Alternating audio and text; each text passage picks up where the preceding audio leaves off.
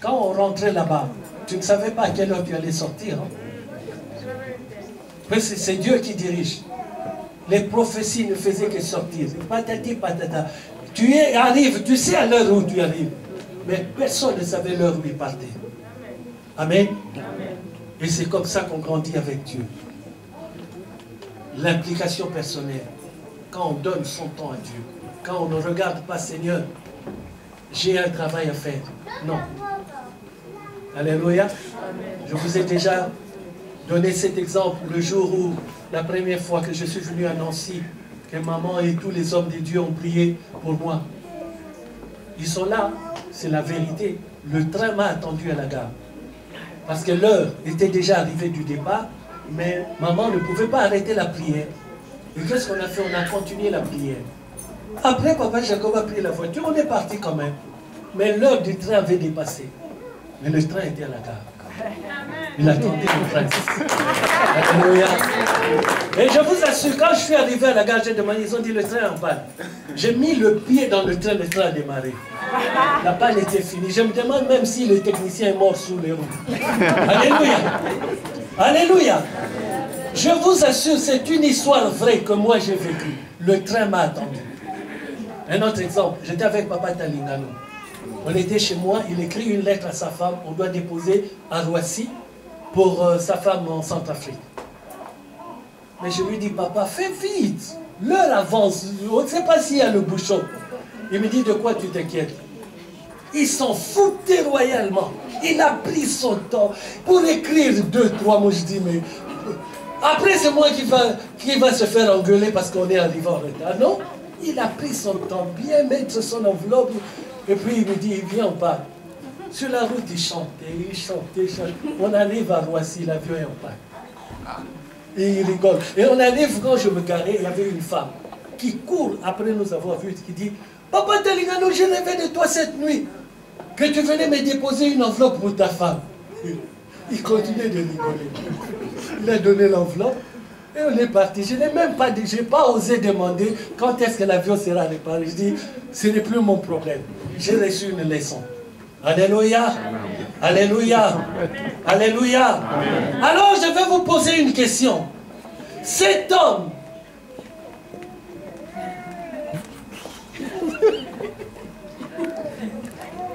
on m'écrit, il est temps, merci, mais moi je dis, il n'est pas encore temps.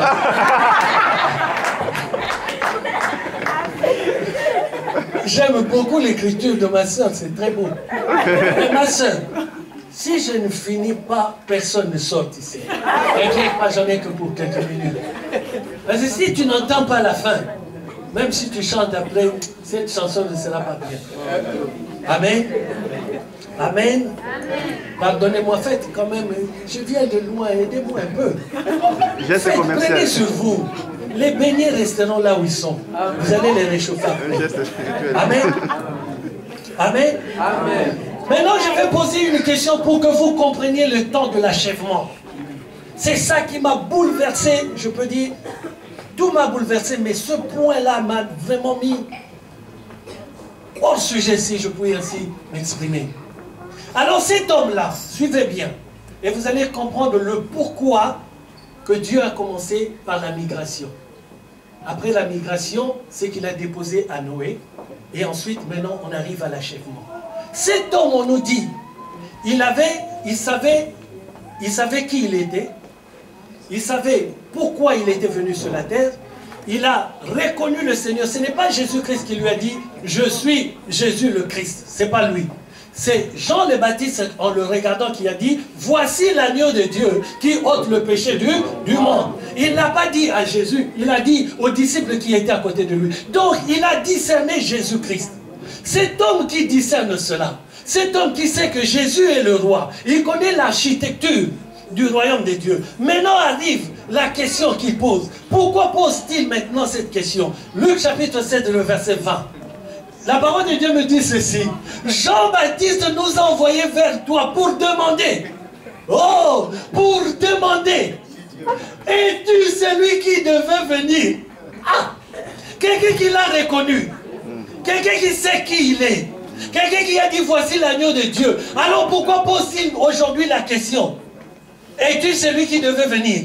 Pourquoi? Alléluia. Pourquoi? Réveillez votre esprit. C'est pour cela que Dieu a commencé par le voyage. Quand on change ton environnement, Jean le Baptiste est habitué à mettre la peau. Jean le Baptiste est habitué à parler de la parole de Dieu dans le lieu désert. Il était dans le désert, il annonçait le ainsi dit l'Éternel. Maintenant on le prend, on l'enlève de son désert. Arrivé en prison, on lui met le maillot à rayures. Alléluia. On commence à lui donner les mains du roi. Lui qui était habitué à manger que du miel, maintenant il mange la viande du roi. Oh, Jean le Baptiste est déboussolé. Mais il avait reconnu le Seigneur. Il savait qui était Jésus-Christ de Nazareth. Je suis en train de te dire, alléluia. Amen. Même si tu avais reconnu le Seigneur, mais dis-toi bien que Satan peut t'attaquer au dernier moment. Il peut changer ton environnement. Tu es habitué à chanter ici, il enlève ta voix et tu ne sais plus quoi faire. Pourquoi? Parce que tu n'avais que la chanson. Oh, alléluia. Tu ne peux pas seulement avoir la chanson, tu dois tout avoir. Est-ce que quelqu'un me suit? Est-ce que quelqu'un me suit? Jean le Baptiste est quelqu'un qui connaissait Dieu. Il connaissait l'architecture du royaume de Dieu. Mais alors pourquoi perd-il la tête aujourd'hui? Parce qu'on l'a changé d'environnement. On a déboussolé ses habitudes. Il était habitué à aller dans le désert. Il n'était pas habitué à aller prêcher dans les maisons. Alléluia. Amen. Dieu nous appelle à faire son travail partout. Pas seulement à prêcher dans l'église, mais aussi aller chercher les âmes dehors. Tu n'es pas appelé, mon frère, à seulement travailler ici. Non. Ici, c'est pour encadrer les gens. Mais va chercher les gens dehors. Va chercher les gens dans la rue. Ramène-les à la maison de Dieu. Amen. Alléluia. Amen. Si tu ne t'occupes que de ceux qui sont dans la maison, Dieu te demandera pourquoi n'es-tu pas occupé de ceux-là qui errent dans la route. Car Dieu ne nous a pas appelés seulement pour ici. Dieu nous a appelés à ramener ses âmes dans la maison de Dieu. Alléluia. Alléluia. Du point de vue de l'achèvement, Jean le Baptiste le Grand a échoué complètement. La preuve, il a été décapité. Alléluia. Cela montre que tout ce que Dieu a fait en lui a échoué à la dernière minute. Oh, est-ce que quelqu'un me suit? Est-ce que quelqu'un me suit? Alléluia. Je répète, je suis en train de parler que du point de vue de l'achèvement. Pas du point de vue de tout ce que Dieu a fait en lui. La preuve, Jean le Baptiste n'est pas resté sous terre. Il est là-haut. Alléluia. Mais du point de vue de l'achèvement, il a échoué. Cet homme connaissait le Seigneur. Cet homme parlait en langue. Cet homme avait la puissance. Cet homme avait la vision prophétique, la plus élevée qui existe. Cet homme était au-dessus de tout le monde. Au-dessus d'Élie, au-dessus d'Abraham, au-dessus de Moïse. Mais il a échoué à la fin. Pourquoi? Parce qu'il a complètement perdu ce qui faisait ce côté fort du départ. Alléluia. À cause du changement de ton environnement. Je suis venu te dire, mon frère et ma soeur, jusqu'au dernier moment de ton souffle. Alléluia. Si tu perds la notion de ce que Dieu t'a dit au départ, tu risques d'être décapité.